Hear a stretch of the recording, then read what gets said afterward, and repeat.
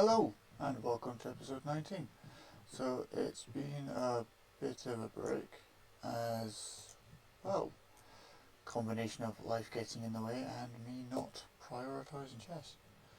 So what I want to do going forward is develop my study system because I found it quite interesting how behaviourism tends to influence human beings. So what I'm going to do is just think out loud, practice my oratory skills, and develop what I hope is a fluency in the subject matter. Now, I'm studying marketing at the undergraduate level, so I thought something that overlaps really nicely with that idea is behavioural conditioning.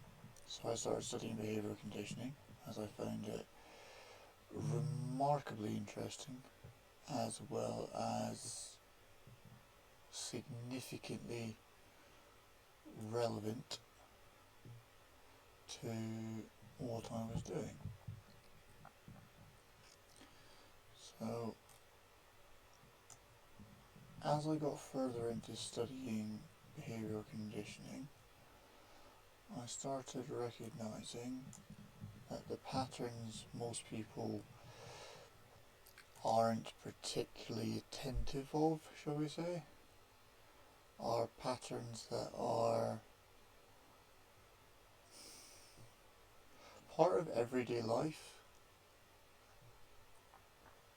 And I mean that in the very holistic sense that, for example, breathing, drinking, eating, exercising, studying, training, working, these sorts of things all constitute quite regular behaviours.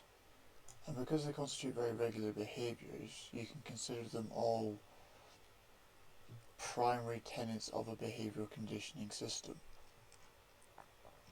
So, if you consider a behavioural conditioning system to in effect be the consequence of algorithmic systems, so many systems work recursively, not every system works algorithmically, and I feel that's the key differentiation. And because there's so many technologies that are becoming increasingly mathematically precise in the way they discuss things, so everything from AI chatbots such as ChatGPT, Grok and Meta, as well as Gemini, Claude, DeepSeek, and I'm sure there are many others, those are the 6 I'm most familiar with, as well as social media platforms such as Facebook, Instagram, Snapchat, Twitter, TikTok, X, and then streaming platforms, streaming services such as Netflix, Prime, YouTube. All these various systems work as what I would describe as a meta-narrative. So because they form a meta-algorithm, and because they form a meta-algorithm, effectively they constitute a meta-narrative as a result of that. So the simplest way that I look at it is that because they constitute a meta-algorithm that forms a meta-narrative, I think there's reason to believe there's such a consequential effect as what I describe as a meta-narrative, as a meta-identity, sorry. So I think from there the idea then stems into becoming simply summarisable as identity and narrative. I've got my notebook with me, so some of this is stuff I've written down already, some of it will be stuff I write down, oh, I did not mean to hit the mic, throughout the show. I probably won't be reviewing this after, I might listen to it at some point just to listen to what I'm talking about, but it is really just a study tool. I'm sort of trying to, pardon me, divine the rhetoric by which I'll be writing my dissertation by formulating the thoughts in a vocal manner so that when I'm writing it and or typing it, pardon me, I trapped gas, there we go, I have some sort of basis for understanding what I'm talking about through different encoding.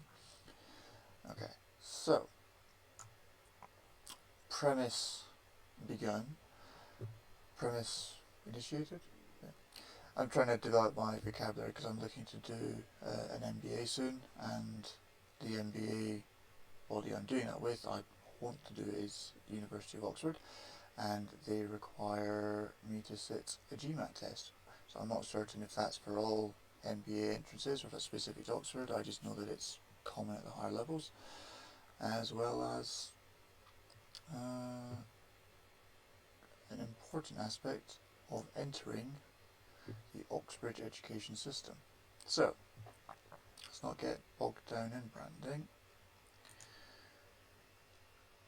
I'm very, very interested in neuromarketing because I see its commercial application as being so comprehensive once your AI, social media, streaming services start incorporating it further into their day-to-day.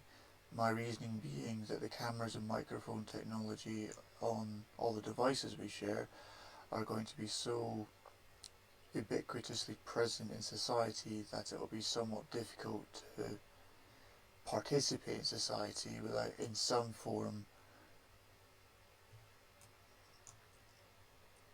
having a device on you at all times which works within these sorts of parameters. So for instance, smartphones will become all the more popular, as well as brain-computer interfaces, such as those pioneered by Neuralink, to the best of my knowledge. And because these technologies are going to become so prevalent amidst our society, I feel it's becoming increasingly necessary to monitor the effects of neuromarketing and its behavioural conditioning impact upon society. So, because I find the approach of linguistics, mathematics and neuroscience so interesting, I'm quite curious about structuring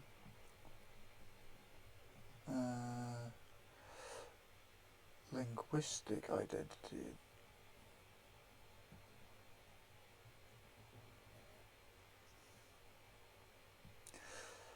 So the idea that's come to mind is the linguistic identity and narrative, and then I would add to that psychological,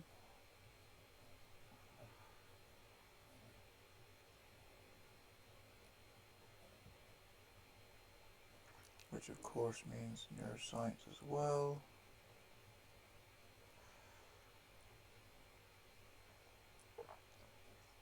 And we can argue sociological as we go from the micro of neuro sociology. There we go. It's always nice when it fits in the page. So, because linguistically it applies at every level, for me it's simple enough to see it as a ratio-based conditioning tool. And because that ratio-based conditioning tool can be considered a form of combinatorics, I'm calling it ratio-based combinatorics. Ratio-based combinatorics as a form of behavioural conditioning via neuromarketing and digital technologies. So which I'm probably going to have to abbreviate to ratio-based behavioural conditioning via neuromarketing and digital technologies. So stay on point. I notice I have a habit of holding things in my hand from an old cigarette smoking habit, which I have, to my credit, cessated. So, reviewing the idea so far, I want to talk about neuromarketing at a more professional level. I find it particularly interesting, not just academically but personally, because I feel that the behavioural conditioning effects of neuromarketing have such a comprehensive impact upon society that it's irresponsible not to study it. Because for me, I notice it very much at the micro level simply because of what I would describe as a parasocial postmodernist relationship I've developed with the technologies in my life, which might not speak well of my social life. However, it does for me echo something that everybody goes through, and that is personal time. So everybody at some point spends time by themselves,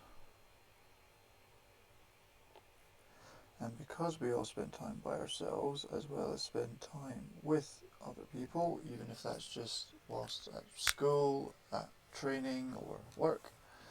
Training I define as a term encompassing as all athletic endeavours, whether that be the gym, specific sport, hiking and climbing outside, anything that's sort of physically based as a sort of counterpart to studying being academically based.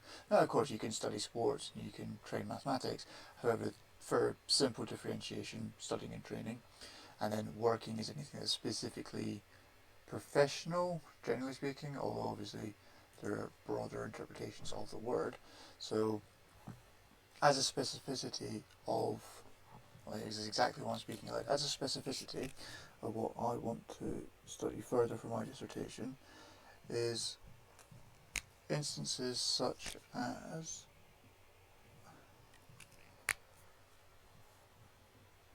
the linguistic interpretation of human behaviour. And the linguistic interpretation of human behaviour is something I see as completely unavoidable as a point of existence. You communicate with existence simply by being alive, whether that's through kinesics in your body language or a specific sign language, or through your spoken language, whether that be in very elegantly enunciated and eloquently elocuted interlocution with various linguists at the world-class level, or just simply going, alright, and just chatting with your pals. As Dave Chappelle once put it, I speak two languages, job interview and black people. I find that's actually quite an interesting point of differentiation when you think about the way that computers will work, because they're going to interpret all of our language through the same filter. It's not going to, as far as I'm aware, and I am beginning research on this, so pardon me if I'm not super aware of what's going on. Also, I've remembered a topic I titled my previous podcast alluding to, and I'm not doing that. I might at some point, but that's not what we're doing today. And if you don't know what that's about, you can read that description, and who knows, maybe it'll generate views.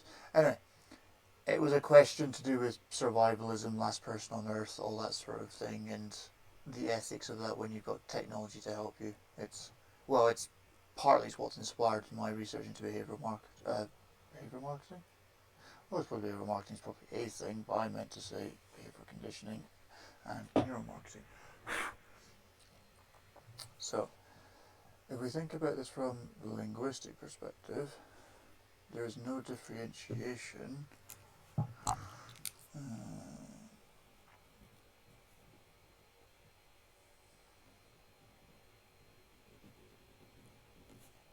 machines, as far as I know, don't differentiate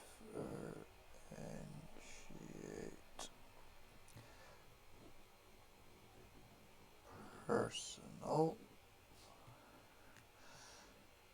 and professional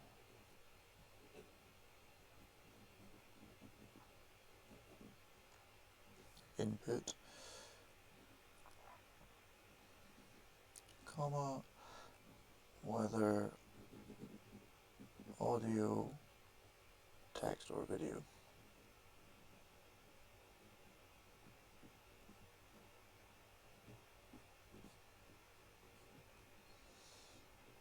Yeah, I apologise if the pacing of this is different from what anybody was expecting. However, I did announce in the intro. Yeah, so I plan to do 2 of these a week, and if you're still listening, thanks. If you have any comments on the ideas, that'd be very, very welcome. The idea is hopefully Monday and Wednesday, ideally. This Monday I had a work thing, so obviously rescheduling it. The plan is to make up for that by doing at least one over the weekend and then resuming the normal Monday, Wednesday. I might get 2 out over the weekend just as a way to start consolidating the info further. I also kind of enjoy chess, so I should probably elaborate why I'm doing chess with this, because simply put, it's helping me with my, pardon me, self-imposed behavioural conditioning. So effectively what that boils down to, and it might be simplest just to show you, is I've developed a hypno swirl, which I don't know how well that comes up on the screen. It looks here to be some sort of magical portal device.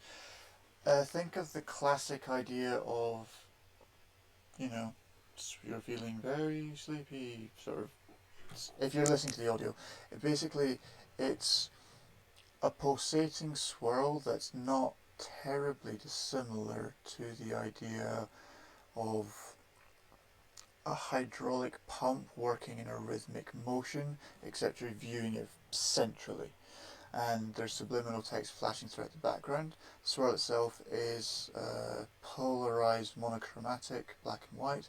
The text is reasonably contrasting yet not overly offensive red, because I felt that's most prominent. I also found out recently that red tends to be the first colour differentiation after light and dark, which, you know, contrasts well with the chess theme that I enjoy, as well as jiu-jitsu and other quite dualistic things in my life.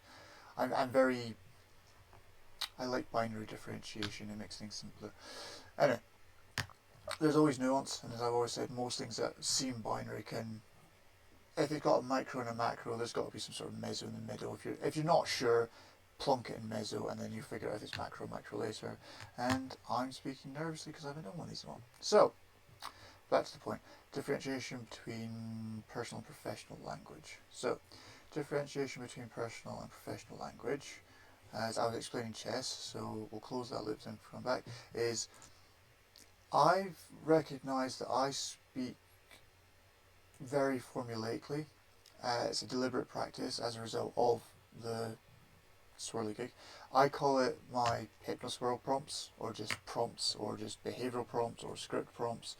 And effectively what they are is as they sound. And to anybody that's unfamiliar with the idea of behavioural conditioning, you may be aware of Ivan Pavlov, a Russian biologist who performed experiments on dogs and noticed that when he brought out food, the dogs start salivating, as you might expect, and then eventually the dogs started behaving in response to, they would salivate in sort of recognition of him going to get the food, and he thought, that's interesting, and started ringing bells, a very sort of, I'm not sure if that picks up on the mic, but maybe, hopefully, as an idea of every time he rang the bell and presented the food, until eventually he could ring the bell without the food present, and the dogs would salivate, thus creating what's now known as an operant conditioning effect. So that operant conditioning effect, I decided to start thinking, I wonder if I could do that to myself. It seems that would probably happen as part of living life anyway, in the same sense of we all tend to feel happier when we know one of our loved ones is on the way, whether it's family or friends. Same sense that if you're going to school, you might get excited, like me, because it's a fun environment, you talk about cool ideas. You might not get too excited, but that's still a behavioural conditioning effect. They don't, it's either positive or negative valence, to use the psychological terms. And the idea is that you can reward and reinforce behaviours, or you can punish and perhaps eventually cause behaviours to be extinct. So, with that, I thought, simple way to move forward would be reinforce myself with behavioural prompts of good man, Malcolm's a good man, good men do A, B and C, and that might just simply be, so for instance, I do a lot of rhyming, so just part of an encoding system. I also just enjoy writing. I can rap as well. Yeah, I've got a SoundCloud somewhere, so if anybody asks for it, I can provide that link. Yeah, I'm actually alright with it. I can freestyle quite solidly. Yeah, so things like competent, confident, diligent, dominant, elegant, eloquent, intelligent, and I'd grouped all the prompts into good men are as like a 2, and then have a Malcolm is good, you are good, I am good, then a 3, then the I ams, then a 5, and then an oscillating pattern of prime numbers. because prime numbers are cool, and at the time I didn't realise quite how significant they'd be in what I wanted to plan, because I started doing those a year and a half ago, well, maybe closer to 2 years ago. Yeah, maybe two. Oh, wow. Anyway, so start doing that as a way of just, let's work on some self-improvement, let's try and offload some of that cognitive load. And what I would do is first thing in the morning, I would do a quick workout, I'd get my protein shake ready, listen to some motivational music like Akira the Dawn, or a YouTube channel like Inspired by Florian, that sort of thing. And just, if I got amped up music, positive reinforcement messaging, then 15 minutes a day every morning. And yeah, even if it was placebo, I did start to feel an effect. It just seemed nice. The words became more and more frequent in my vocabulary, and I noticed that, okay, so if the words are becoming more frequent in my vocabulary, clearly I'm seeing them after having put them up on the screen. So if they were coming up after being seen on the screen, then there was something to the effect. Continued doing it until eventually I decided to add in numerical prompts, and then the numerical prompts I initiated with ratios, hence why we're now at ratio-based behavioural conditioning as a form of neuromarketing in the intro to my dissertation. So, with chess, I was attempting to reverse engineer a chess engine and discovered that it's somewhat more difficult than I anticipated, yet a very enticingly fun plan. It's a system, whatever the engine is. Thankfully chess.com provides Komodo for us. So I thought, well, if I play the earlier levels over and over again, I'll start recognising the patterns. I'm sure those patterns have some sort of rhythm to them, and that rhythm might have a time signature. I thought, hang on, that's basically a ratio. If I can just fractionate the pawns from the pieces, and then further between bishops, knights, queens, rooks, and the king, effectively it would start making more and more sense. So I thought, okay, well, let's have a look at that. And I started thinking about various geometries that might make sense with triangulations, such as the knight having one starting square and then two landing squares. And as a result of that, it gave the idea, so okay, so there's one there, there's two there, but then, okay, so there's there, alright, there's also that, 6, 7, so 1, 2, 3, 4, 5, 6 spaces, and then as an idea, okay, if the knight only has 6 available spaces, what does the opponent do? But generally it's more simple. If I move these pieces, what pieces do they move? It's becoming more elaborate as it goes on, and there's actually some moderately aesthetic artwork that came out of that, so I might do some more of that over the summer as I delve into... I once heard the expression of chess being described as an art, a science, and a sport, and I thought, oh, that's quite cool. And I said, well, that translates to academics, art, and athletics, which to me seems a very well-rounded approach for anybody to have in life. And I figured, okay, well, this behavioural conditioning thing with the ratios, let's see how far it goes. Introduced it to my hypnoscript prompt and started noticing some very pronounced visual effects, as in my visual system started picking up ratios at a subconscious level that I didn't even recognise there was ratios in front of me. If you look around you, everything's there, it's some sort of ratio. That's just right. I've got a screen to my left, and I started recognising this. Oh, hang on, everything is sort of organised in ratios, no matter whether it's pawns and pieces on a chess set, or pillows to duvet on a bed, or number of windows to doors in a room. All these, like books on a table that you have read or haven't yet read or are reading. All these various ways to essentially count things. So I started looking more into combinatorics and get an idea of, okay, if I can produce that lucid effect after... So I think I'd written 19... about 18 or 19 scripts where I just copied and pasted them into the Hypnos world and was watching them while just listening.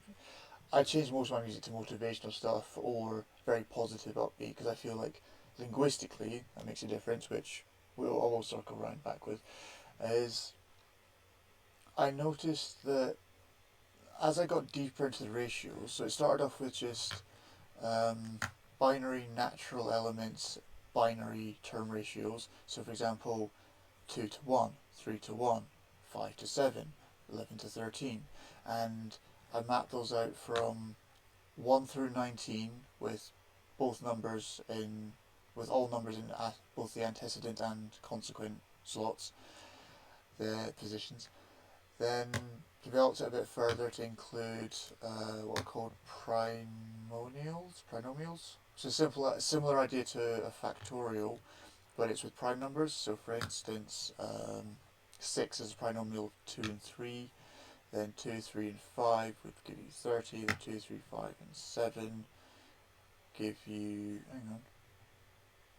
210. So, because I found before that, when I did trinomials without including number 2, you got some cool results. You got 105, you got 1155, then you'd get 15,015, then you'd get 255,255, and it's just quite aesthetic. And continued inputting stuff like that, and then a few sort of, I guess, pop culture ones like, a million to one, a billion to one. I thought, oh, well, okay, well, a billion to one, let's, as a counter to the millions, let's have like 1 to a billion, 2 to a billion, all the way up until it's like a billion to 10, billion to 9.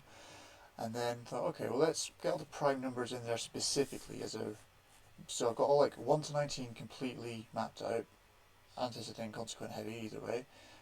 Stuff with like millions and billions, lots and lots of prime numbers, some trinomials, and more recently today what I've been getting up to is detailing, so if you're familiar with the UK grading system, to achieve a first class honours you need to hit 70% as the average. So I figured, well, if I can work with various AI such as ChatGPT, DeepSeek, Claude, I sequence things alphabetically, with ChatGPT, Claude, DeepSeek, Gemini, Grok, Meta, and ask all 6 of them to verify. I might find a 7 just for the prime number. I think I did have a 7 that was just annoying. It was Copilot. The copy paste limit was tiny. It might work this way around. So the idea of it was simply, I wanted to figure out how easy and or difficult it would be to condition myself to get a first class honours degree simply as a consequence of behavioural conditioning as a support to my usual studying habits. So, whilst I will obviously encourage anybody and everybody to explore behavioural conditioning in their own right, I want to quite clearly iterate that I'm doing this as alongside, I should say, not as, alongside very rigorous studying. So my summer, so I've just added Copilot to my AI list. My summer study plan is, because I've got a jiu-jitsu competition on the 22nd, I'm completing the charting of all the ratios, because if I'd done it during term time I wouldn't have had enough time to study properly.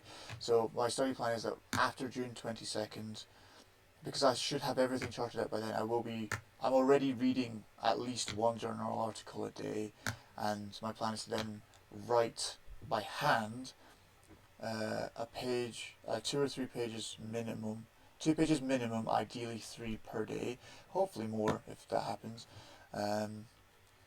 Perhaps if once I get into the rhythm of it after jiu-jitsu and I'm driving instead of on the bus, reading 2 journal articles and doing more than that. So see how much time it provides for personal study, because I've noticed that when my free-form study outside of just reading and writing articles is when a lot of my best ideas come.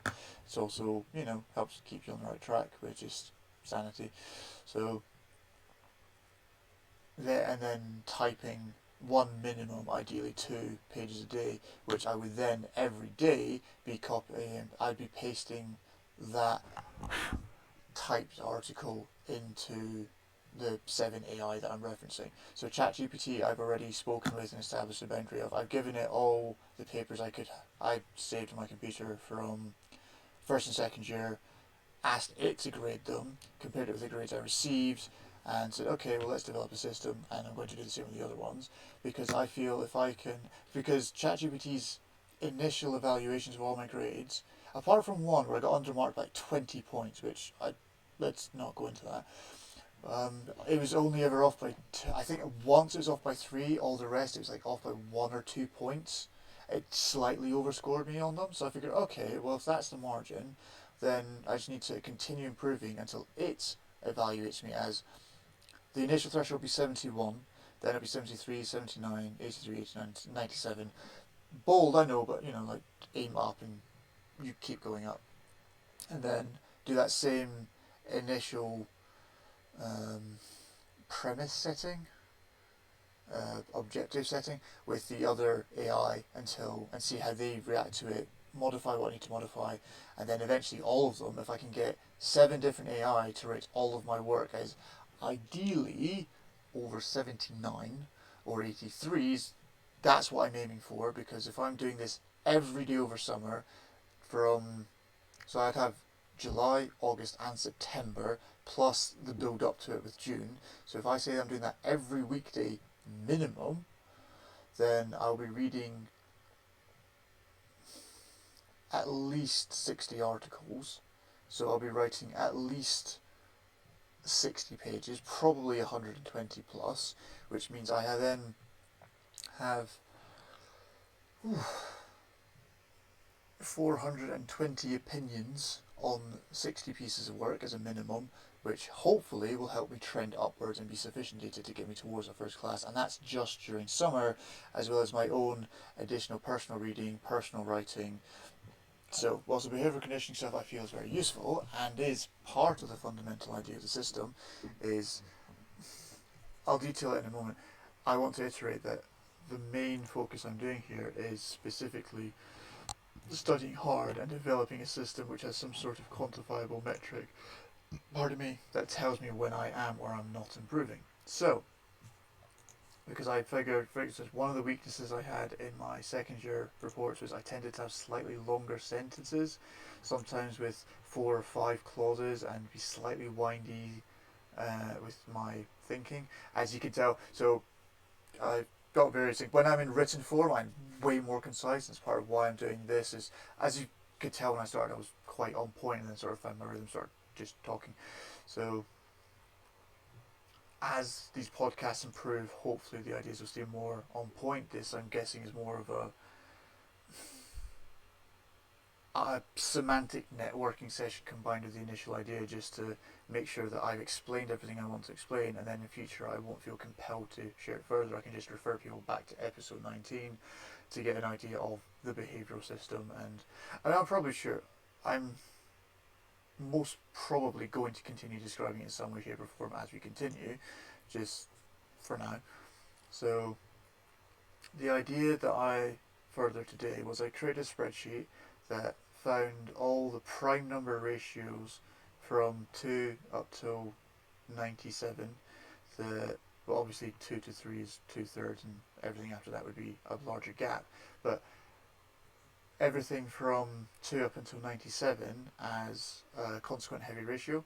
So for instance, 5 to 7 is more than 0.71 as a decimal. So I figured if I set that up as a premise and found all those prime numbers, then I could re-emphasize them in the behavioural conditioning, as well as specifically target them with behaviour. So for instance, if I'm mixing my protein shake, I think 71 to 73 is one of the better. It's definitely like 89, maybe 97.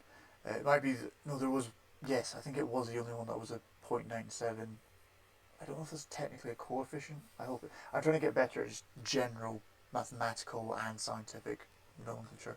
So if the 71, 73 is the 97 coefficient, it was one of the better ones. The idea is, like, say for instance I'm shaking a protein shake, 71 with my left, then 73 with my right, and just encode those ideas, and then eventually you just start noticing more and more of the good patterns. And then I've graded some commonly found patterns. So for example, the 5 to 7, 11 to 13, 17 to 19, numbers that in day-to-day life, as well as from the original ratios going up to 19, should generally be quite accessible to find. And then I can see, because some ratios you just live, and there's not too much. For instance, if I'm driving and I indicate how many times the left stop and then how many times the right stop just as I'm going around, I can try and finagle that in some way. However, there's obviously the priority of safety on the road, because, you know, it's not just my safety, it's other people's safety, so sensibilities. And the better I get at semantically encoding all this data, the further the message penetration gets. So the idea is that eventually everything I write will achieve the minimum grade of a first. That way, throughout the entirety of third year, I will average a first class honours degree, as well as do well on my dissertation, get the first class honours I want, which will then make getting master's degree programs way easier, as well as set me up really well for doing well in master's degree programs, as well as just generally becoming kind of useful for life, as well as generally like, okay, well, what do I consider a job well done? What's satisfying at just getting a 2-1, and what's, no, that's actually something I can work hard at, such as my jiu-jitsu or training generally, or when I'm at work, or when I'm spending time with a girl, just getting better at things. So, with that aside, I feel that chess being one of the metrics I'm measuring here, because not super directly, I'll figure that out as we go along. The idea is, if I can continue developing my study system in accordance with my interests that overlap with my undergraduate's focus on marketing, such as linguistics, mathematics, neuroscience, because for me linguistics is such a fundamental connection with marketing, it shouldn't be difficult to encode that idea into a marketing-based dissertation, because every single marketing communication you've ever received will have had some sort of language to it to tell you what they'd want to market to you, whether it simply be copy, or it might just be an advert, because even if it's an image-based advert without any text in it, that's still a form of language, in the sense it's very visually based, and then I wrote that down as geometric language, but I'm going to recode that as visual language. And so I'm developing a mini study system in my A6 notepad. Geometry of language and visual language, based on the 4-color theorem. So I got blue, red and green. Reminder to self, change the green I'm currently using to the brighter green because it more closely resembles yellow, which are primary subtractive colours, and slightly more aesthetically appealing.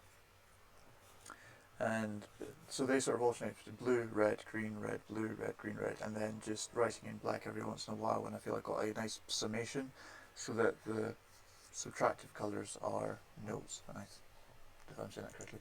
And then just continue developing systems, because we live in a system, we live in an economy, we live in a society, a system, a theory. It's all encoded as some sort of unified structure that deliberately rewards and or punishes behaviour relative to the context as a means of ameliorating the synergy of available parts. So people in an economy tend to work with other people in an economy to optimize value in the economy, because most businesses set out to make money, and if they can make other businesses money at the same time, then they get more business stays alive. The point of system at that point, the point of that system is a system. In the same way that most academics are quite enthusiastic about people doing further education, go figure. In the same way that most sports coaches are quite enthusiastic about people doing sports. So, with that covering fundamentals, I think it's now time for round 2. Now, it used to be I could just exit out of this. And when I say exit out of this, and then go back to the next bot screen. So, That's us at 39.55. So, up one and go. Oh, I should note in future that I think I've been doing most of these as playing by white first, and in future I'm just going to do Mondays as white, Wednesdays as black, and just alternate from there.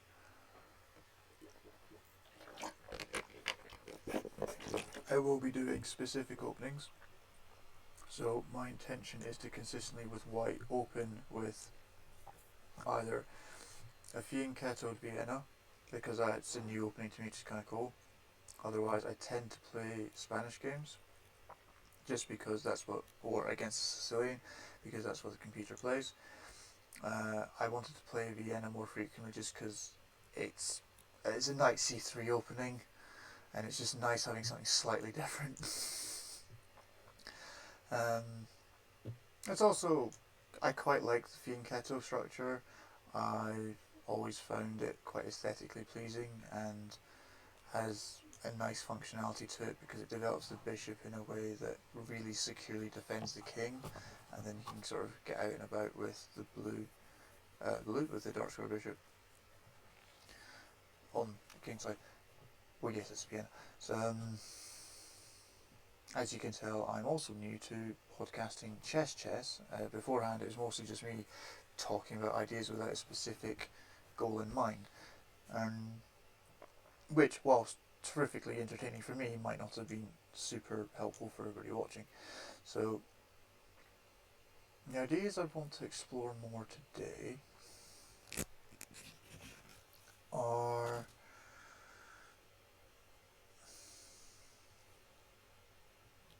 I guess identity and narrative would be at the heart of it, because identity and narrative, it seems to be such a huge part of communication. It's also something that scores really well in class, and let's not deny the fact that politics is kind of key. So, a term that I'm coining, if it doesn't exist already, I didn't look it up, I've been in my head for most of the day typing stuff, is identity economics. So identity and narrative. Also, if anybody's interested in how I encode things, it's a combination of logical operators and set orders notation.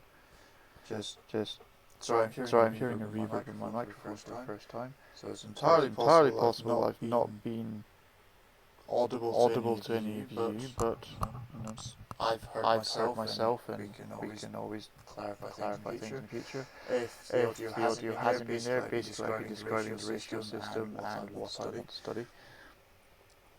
So identity economics, narrative economics, and politics, as well as sociology. So I wonder if there's a third heat. If anybody's seen 30 Rock, Alec Baldwin, Tina Fey.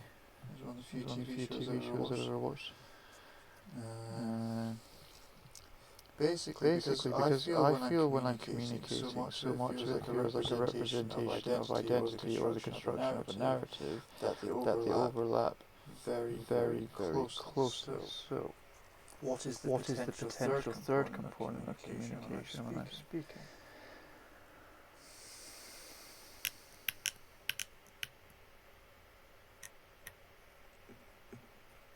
Because the objective at hand would be narrative. Possibly.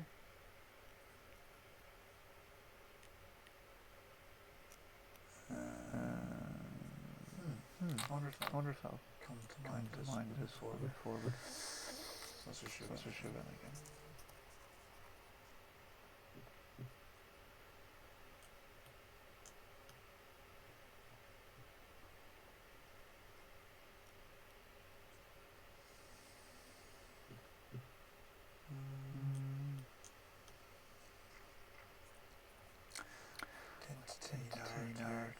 Well, okay, so let's explore the original idea, which was to do with the ratio of identity to narrative in identity economics. Because So apparently I'm thinking green. identity economics and identity politics. Ratio. Pardon me. Narrative economics and narrative politics. I would then counter with sociology being the third heat there, just with the economics and politics. Social causes.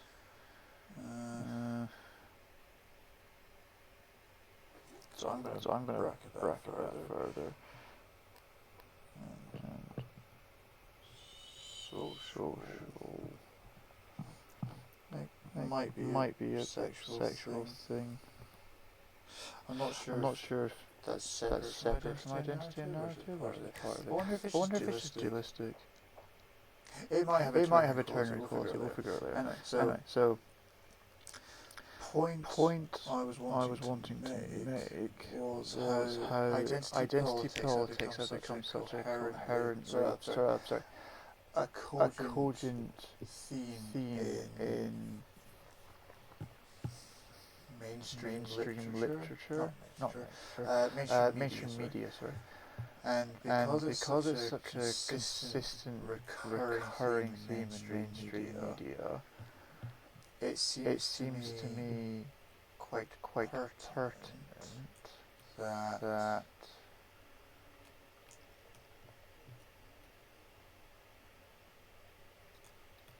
we consider the counterpoint of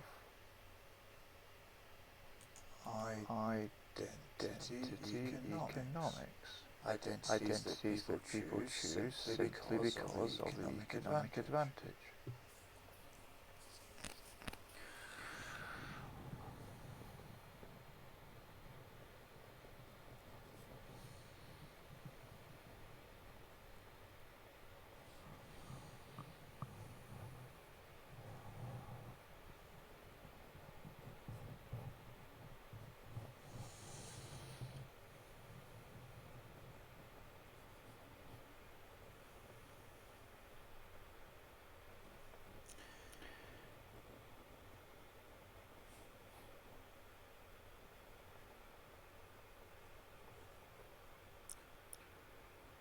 Okay, identity economics is the study of identity relative to economic prosperity. I'm going to bracket that further and split behaviour.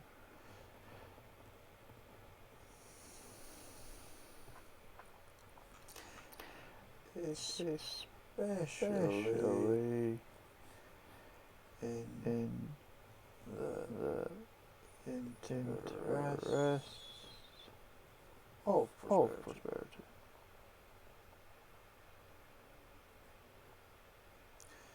Okay. So from that, identity narrative is a similar kind of idea, and I hope from that it's also somewhat clear that I see narrative politics as a similar idea as well. So we're going to include those.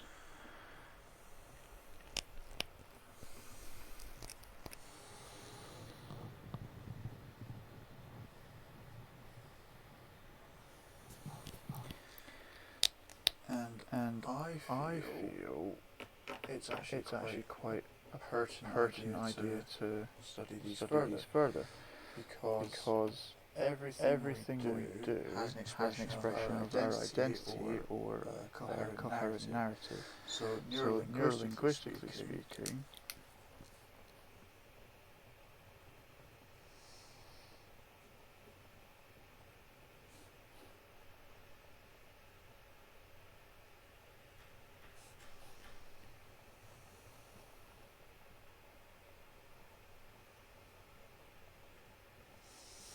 You'll and find you'll find a lot of the the things things I I think think of tend to be alliterations because of an encoding system I developed ages ago. I I tend to tend to store store new terms alphabetically and or with alliterative prefixes or rhyming prefixes, rhyming suffixes, any sort of simple encoding device that often, if I was testing my vocabulary, I would just write rhymes and get through 3 or 4 pages until I'd felt all the new information was in the same way that I often focused on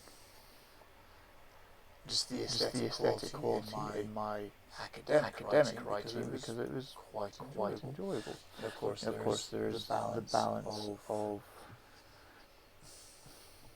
what I would describe as professionability, which is also known as academic rigor, which is it's fair enough in the context. Everybody wants to feel like they're working with somebody who actually intends to do what they're doing.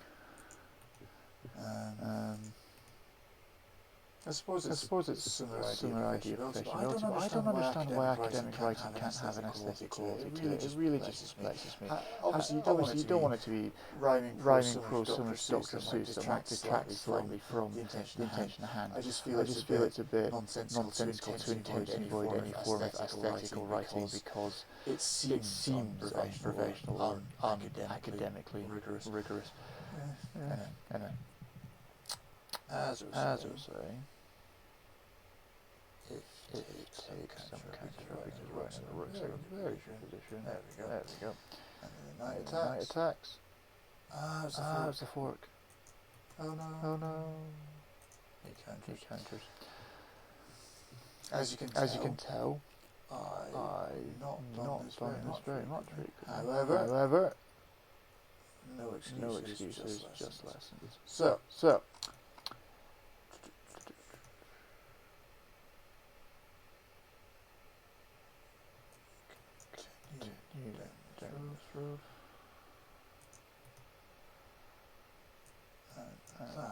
Are we Jack? As you see, a rather aesthetic finish. So clearly the patterns of studying, for anybody who hasn't noticed that, is the knight giving the nice support there from the push pawn, which was the countering idea from effectively the motif that led to me being susceptible to the fork, but you could argue was a very clever sacrifice. Wink, nudge. Which beautifully brings us into nudge theory. I don't say economics into politics. Some of the overarching themes and theories that I'm looking at relating to what I'm doing are cell assembly theory, game theory, nudge theory, sieve theory, and trying to find academic basis to support law of attraction, because the law of attraction feels really digitally applicable when you think about what people are doing at the time online. Because when you read about what law of attraction is supposed to be, and the idea of you believe in a thing, you manifest it via mantras, it's like, well, that's just what people's common language is. So if your common vernacular encompasses, let's say your personal vernacular and professional vernacular is 2 different ideas, that is what you're going to manifest. Whether you're doing it intentionally to become a billionaire or save a certain species of animal or find your true love or, pick a reason. The point is that is what's happened every day with all your behaviour, regardless of how intentional you are in seeking it are. For instance, you might want to do all three of the above objectives, however your behaviour will affect how you actually get there, which to some degree is how law of attraction is supposed to work, which when you consider it through the veil of dialectical behavioural therapy or neuro-linguistic programming, all of a sudden makes perfect sense as a concept. So scientifically there is, in my opinion, perfectly valid reasoning for studying law of attraction in connection here. Now I'm going to write DT and NLP as a research.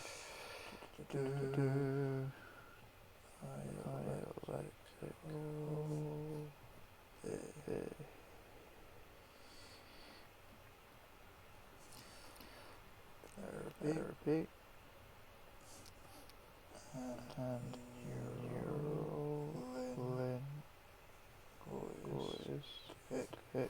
programming. Because no matter which way you look at it, we are programming ourselves. So we can consider any time we spend online to be a behavioural therapy environment. So in the same way that Pavlov's dogs were conditioned every time he rang the bell, you are conditioned every time you log on to a generative AI or social media or streaming service.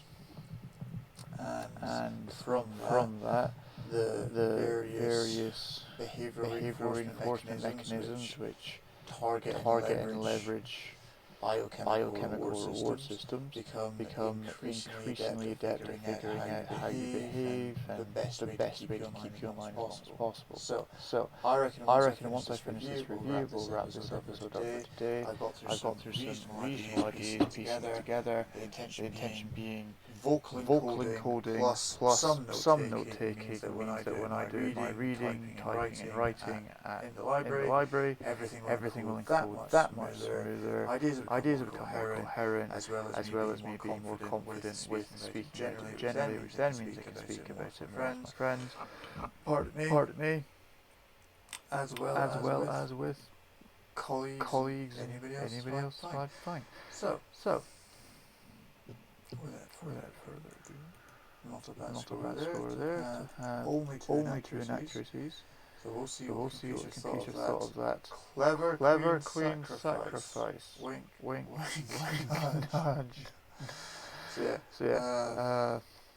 If you notice my mind wanders a bit, it's just apparently how I think.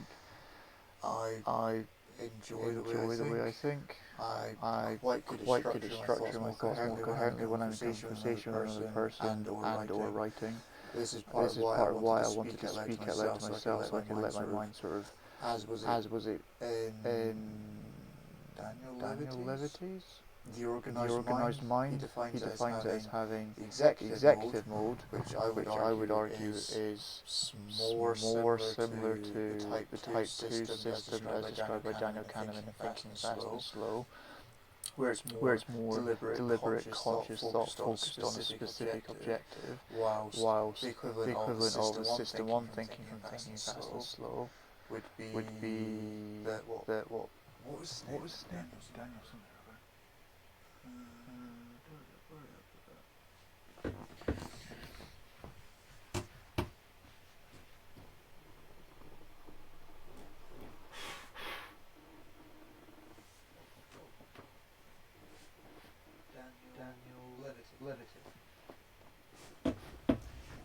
Daniel Levitin. He described it as mind-wandering mode, and as an artistic person, I have found that sometimes letting my mind wander is precisely what I need to do. So I figured, why not get better at letting my mind wander, and see if I could systematise that process, and ameliorate the entire data encoding process until the information becomes intelligible, and I can communicate about this not just at the undergraduate level in a written form. I can communicate at a first class honours level in spoken form, which hopefully will improve my ability to communicate at this and similar topics at the master's, doctorate and postdoctoral level. I am aiming for what I think I want to do a career in academics. I like the idea of it very much. There are certain it's financially it's not terrible. I'm sure there are many people thinking, some professor earn, that's great. I want to earn pretty well. I would like to get up to 6 figures. I know that with the networking opportunities afforded in academia, that's possible. And I won't be uncomfortable provided I have reasonable spending habits. I just also don't want to talk myself out of a potentially lucrative, more commercial venture because having a 6-figure salary is kind of cool. So data encoding Yeah, so it's audio, text, and video. Then with audio, text, and video being primarily how data is encoded on digital platforms, then there'll be a ratio of audio to text to video. So that ratio of consumed data will be quite useful because I'm very certain that it will be part of how these companies structure their incentive systems.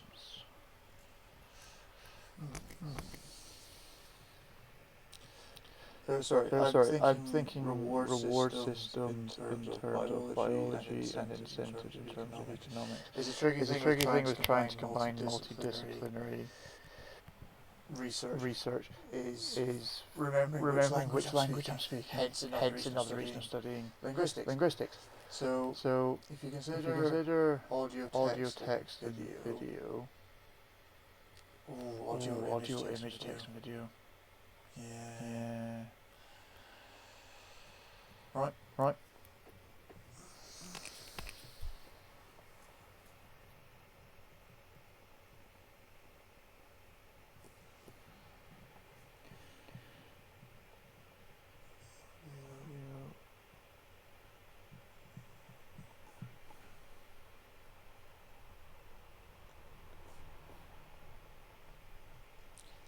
Then clearly services such as YouTube that have predominantly video with some text and some very minimal text and image comparatively. The text influence would be video titles. Thank you, Energetic Flirting XR3 for keep yours. Cool. Then the text encoding of service like YouTube is really similar to, you could argue, newspaper headlines because of how important titles are. Now obviously social media posts have a similar rubric for grading engagement. However, post length tends to be longer. And because post length tends to be longer with social media posts, I count YouTube as a streaming service, not social media. And I think that because the text format such as Twitter, so X, I don't use these platforms apart from YouTube, so my lack of familiarity is going to be a hindrance, but that's joint market research.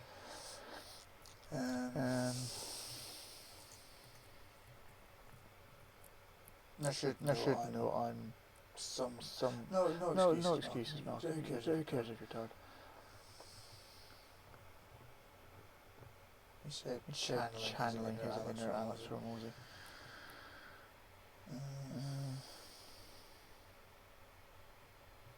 Linguistically speaking, it matters at all levels. It doesn't matter if you're business to business selling, or business to customer selling, or you're working in marketing and indirectly communicating with consumers. You're still communicating a linguistically encoded set of data. So those linguistically encoded data also can be mathematically represented in simple ideas such as the discrete data, word count and syllables per word and clauses per sentence and sentences per paragraph, as well as the continuous data of the metrics evaluating user engagement and impressions. So if engagement and impressions allow us to figure out the most effective language, then linguistic economics which is massively helpful. Engagement and impressions.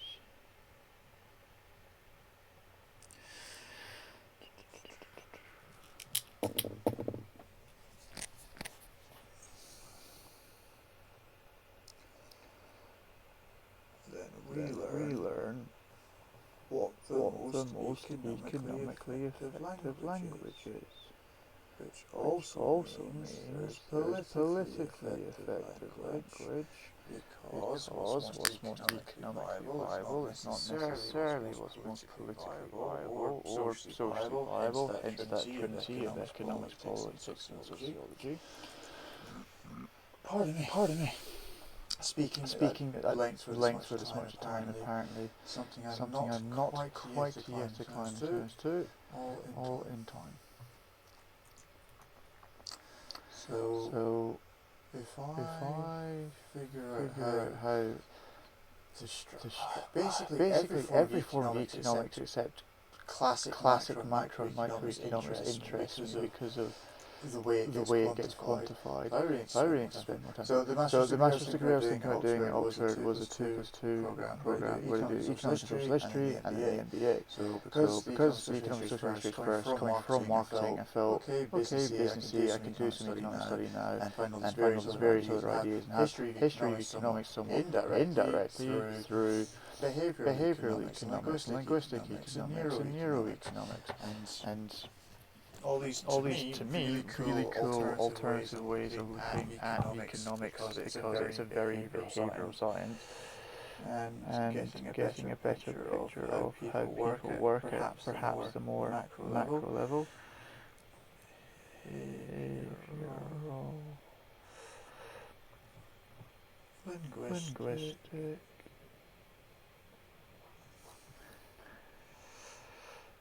neuro, bracket that, macro to micro.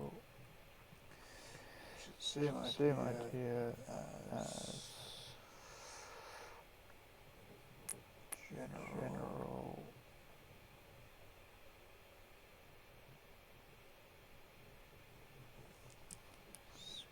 specificity, generality.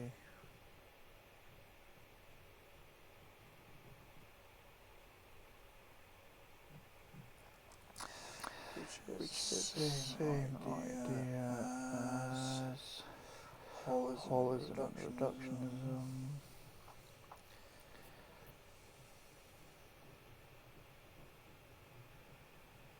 Which seems like needless semantic encoding, but trust me, it helps me.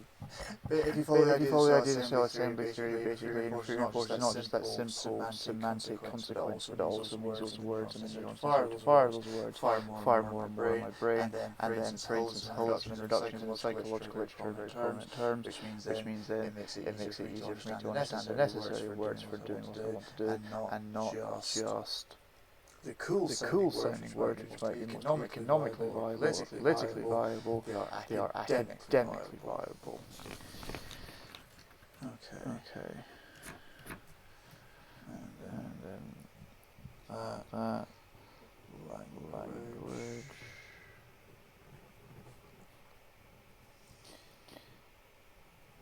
Academic. Artistic. Aesthetic.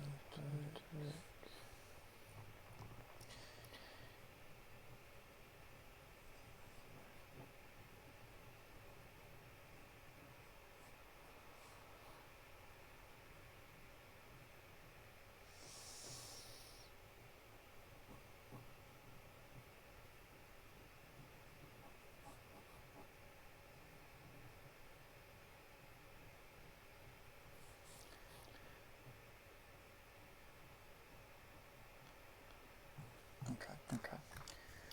I will punctuate that later when I eventually get to go through this notebook. And I will get to go through this notebook because I will be looking anyway and punctuating is very useful. So, books on game review because it's currently closer to 7 minutes to 10, and I still need dinner. Pardon me. Okay, so economically viable language, politically viable language, socially viable language.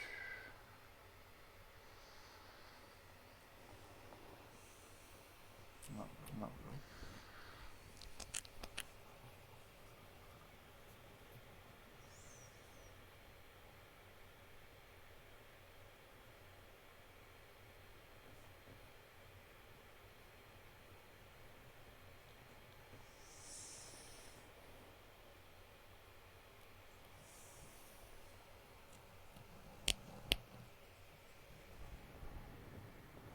So one thing I did mention earlier, which might be worth mentioning now, is the concept of imbrication ratios. So imbrication ratios are the idea that every 3 to 2 can contain two 2 to 1s, so that the 3 has one half of each 2 as an independently sourced energy, and an overlapping half of the 2 being root energy. So for example, neuroscience could be the root word of a 3, with neuroeconomics, neuromarketing on either side being similar. All three have the same prefix, and those two sort of connect with neuroscience. And on the other side would be economics and marketing. As an example of the 3-2 with the imbrication ratios, and there's many other ways to look at it. So then if that's a really macro way to understand the idea of how the neurons fire in your head, effectively, whenever the neuron's responsible for seeing the word neural activate, then they will also start beginning to activate neuroeconomics, neuroforecasting, neurolinguistics, neuromarketing, neuroscience, and then you've got a 5 there. Okay, so there's a 1 to 5, and then I could continue that from a 1 to 5 to 1 by simply just saying neural networks because of the semantic connection, but then you could always differentiate it further and look at all the various ways that can work. The principle of it is whenever certain neurons in your brain fire together to produce a specific effect, they are continuing an idea described as cell assembly theory, or Hebbian plasticity, which postulates that neurons that fire together wire together, behavioural reinforcement, and you learn new behaviour. Or reinforce an existing behaviour. Point stands is whatever you're doing, a behaviour is being reinforced. It could be new behaviour, it could be an improvement upon existing behaviour, it could be the solidification of a bad habit, which we don't want to do, it could be the extinction of a bad habit, which we do want to do. So for instance, there when I was speaking, there was a 2-to ratio of rewards to punishments, and you could argue there was a 3-1 within that overlapping, because there was 3 positive effects to 1 arguably negative effect, and then that's another idea of how they can overlap in 2D, 3D, and this is where like the geometry of it starts becoming more and more useful. Then of course that's before we start including 4D and all the other possibilities.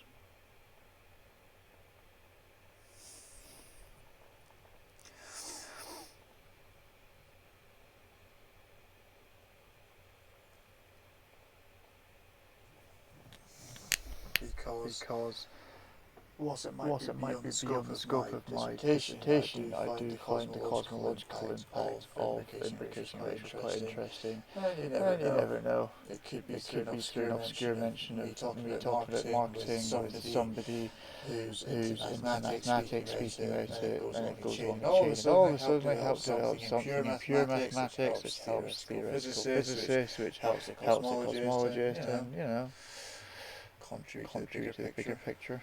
It's also just It's quite also just fun quite not fun not overly overly specialising. specialising. Don't get me Don't get me wrong, I appreciate appreciate the specificity has its advantages. advantages. I I also quite quite knowing like about knowing about many many different things. Okay. Okay, Thanks for watching. thanks for watching. I hope my study system has entertained you at least a little bit. It keeps me more than occupied, and it's actually a really useful way to learn how to do things. If anybody has any questions about anything I've spoken about, please feel free to write a comment. I'll do my best to respond as soon as possible. I can't guarantee that'll be on an immediate immediate basis. basis. It'll be more likely within a day or so. Just you know, share if you want to share. Like the post, share it with your friends, add it to a playlist, form a cult around it, whatever you want to do. Thanks for watching. Thanks for watching. Cheers. Cheers. Bye.